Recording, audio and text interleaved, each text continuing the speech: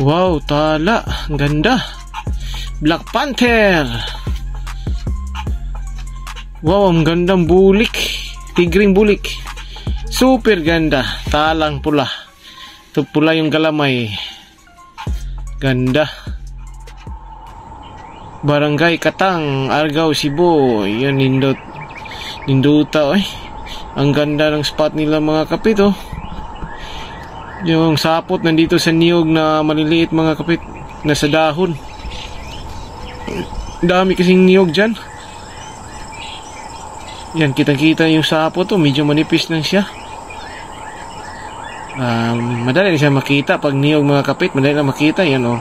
Kitang-kita ka agad. Walang ka-challenge, oh. Pag ganyan gagamba, oh. Madali na siya makita, oh. Dali lang mahanap.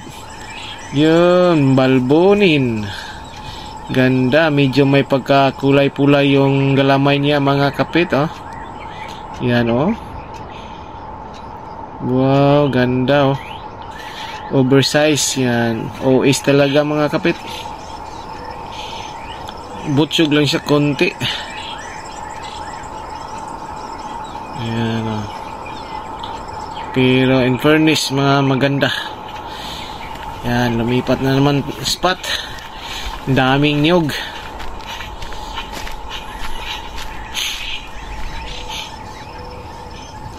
Yan, oh. Niyog na naman. Pangalawa na to sa niyog. May napansin siyang sapot siguro. Ay, oo. Kitang-kita. Makapal. Ayan, oh. So, sa mga hindi marunong maghanap ng gagamba dyan, so, madali lang talaga makita mga kapit yung mga gagamba pag masundan yung sapot, hindi mapuputol. Wow, tala na naman, oh. Yan, oh, talang. Derby. Derby to mga kapit. Pang derby, oh. Pantimbangan. Ang ganda, oh. Wow, super ganda. Ang gandang alagaan nito mga kapit, oh. Pantimbangan, oh. Malaki yung kanyang ulo.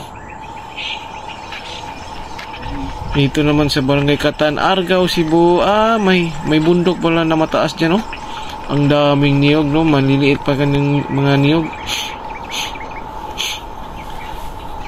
May napansin na naman siyang sapot, oh.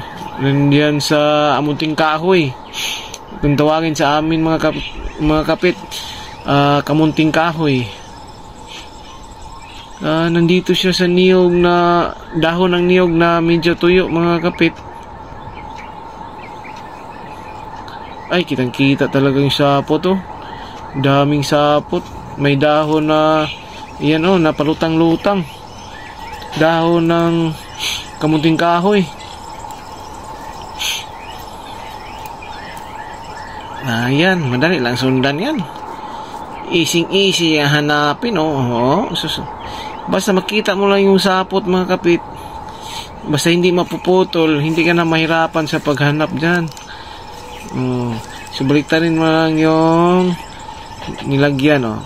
Wow, ang ganda na naman, oh. Tigring bulik na naman, oh. Tigring puti. Yan, oh. Puti nga tigre. Good size. Good size na siya. So hindi siya kaya masyadong kalakihan, pero ang ganda in fairness, oh. Wow, ang laki ng kanyang ulo mga kapit, oh. Nagkulay violet ng kanyang ulo. Yung pati na rin yung galamay niya kulay violet. Yan. Nandito lang sa mga liblib na lugar yung mga gandang gagamba mga kapit. May nahanap naman siyang sapot, oh. Nandoon sa Kugon yata. Kugon papunta sa Hagunoy, oh. Ayun, kitang-kita na niya yung gagamba.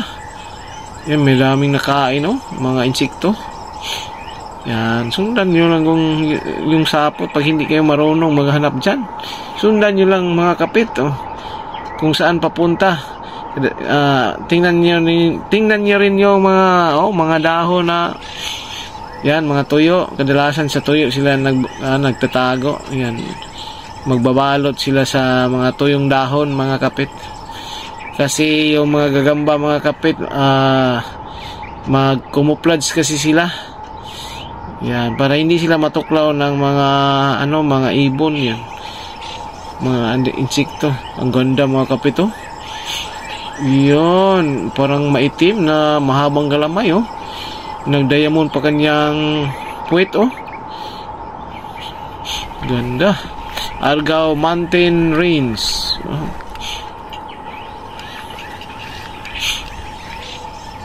Mount Lantoy, Argao, Cebu. Hindut, ang ganda ng mga spot nila, no? May nakita na naman siyang sapot, oh. Papunta sa ibaba, ang daming mga damo. Yan, pag ganyan, mga kapit, papunta sa ilalim na maraming damo. So, kailangan talaga sundan yung sapot para hindi kayo maligaw sa paghahanap. Oh. Katulad yan, oh. Para mahirapan tayo sa paghanap dyan, oh. Daming mga damo. Pero, sundan nyo lang sapot, madali lang yan makita, mga kapit. Yan, katulad niya, oh. Sinundan yung sapot. Saan papunta? Bababa kasi talaga yung mga gagamba pag ganyan. Ay, ayun. Kitang-kita na sa dahon na matuyo. Gagambang itim. Ang ganda ng nahuli, oh. Oo. Ganda. Itim. Tala. Super.